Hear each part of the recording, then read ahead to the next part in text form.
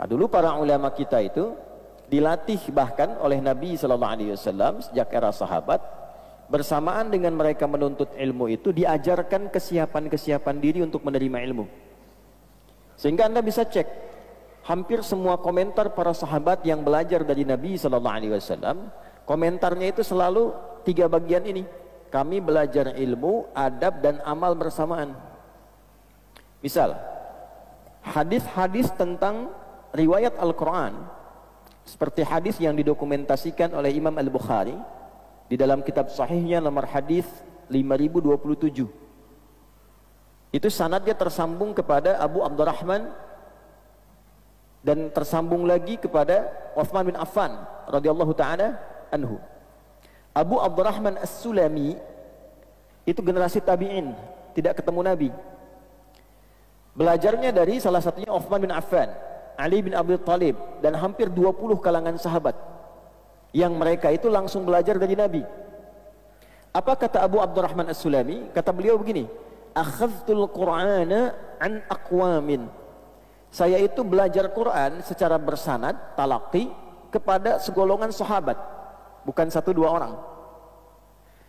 Tidak pernah aku belajar dari mereka melampaui 5 ayat, paling banyak itu ke 10 ayat. Maka kami belajar bacaannya, kami menghafalkan ayatnya dan mengamalkan isinya. Setelah mampu mengamalkan isinya, baru berpindah kepada ayat berikutnya. Komentar terakhirnya, maka kami belajar Quran, ilmu dan amal secara bersamaan. Jadi dulu orang kalau belajar 1 ayat itu dalam Al-Quranul Karim, karena siap dirinya menerima Quran, sudah kokoh jiwanya menerima Quran, itu bukan sekedar ayatnya dibacakan masuk pada dirinya dia hafal, tidak. Terdorong dirinya untuk paham.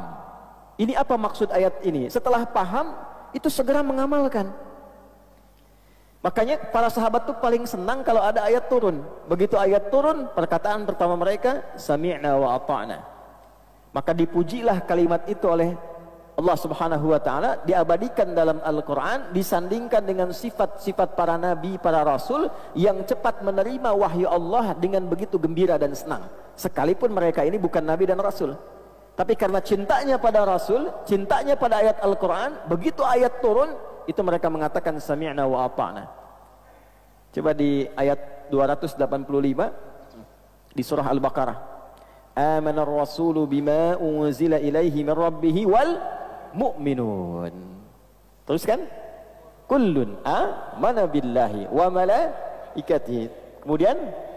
Kemudian terus, la nufarriqu baina ahadim wa qalu sami'na. Ayat-ayat yang diturunkan dalam konteks ini kepada Nabi Muhammad sallallahu alaihi wasallam, Nabi menerima dengan gembira, Nabi menerima dengan senang. Orang-orang yang ikut dengan Nabi, yang cinta dengan Nabi, yang senang dengan Nabi, yang ingin mengikuti petunjuk Nabi, wal mu'minun, dilekatkan pakai waw athaf. Begitu pula rasa yang dirasakan oleh orang-orang beriman. Jadi orang beriman itu seharusnya ketika menerima ilmu, menerima Quran, itu hatinya lapang dan senang. Saking lapangnya dia mengatakan, sami'na, kami dengar, wa ata'na, kami taati. Itu nggak mudah, Pak, Bu, mendapatkan level itu.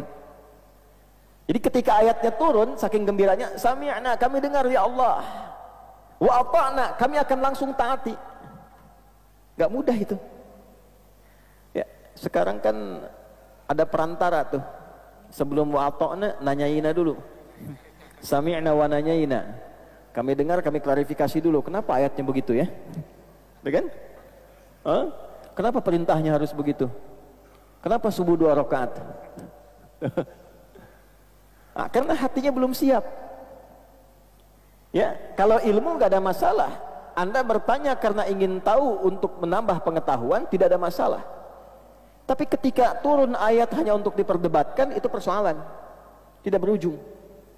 Nah, oleh karena itu penting bagi setiap penuntut ilmu itu menyiapkan dirinya, menyiapkan hatinya, menyiapkan akalnya, sehingga ketika ilmu disampaikan, keberkahannya luas. Bukan hanya pandai untuk dihafal, tapi juga mudah untuk dipahami dan diamalkan dalam kehidupan.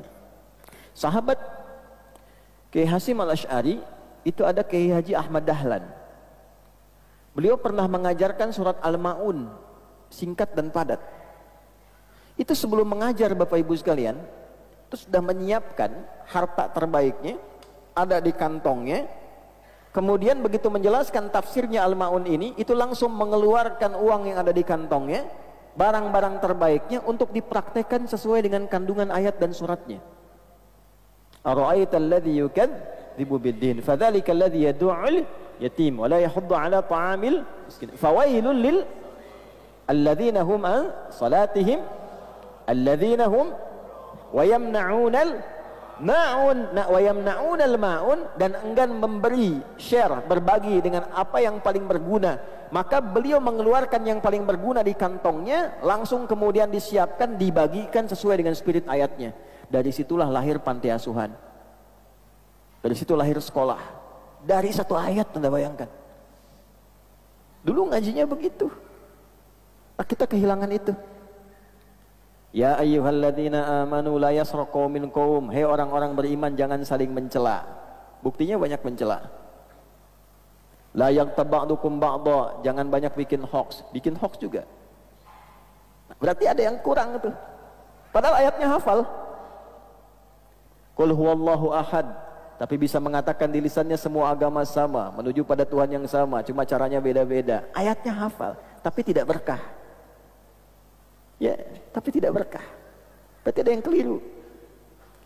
Pintar iya, tapi berkah belum tentu.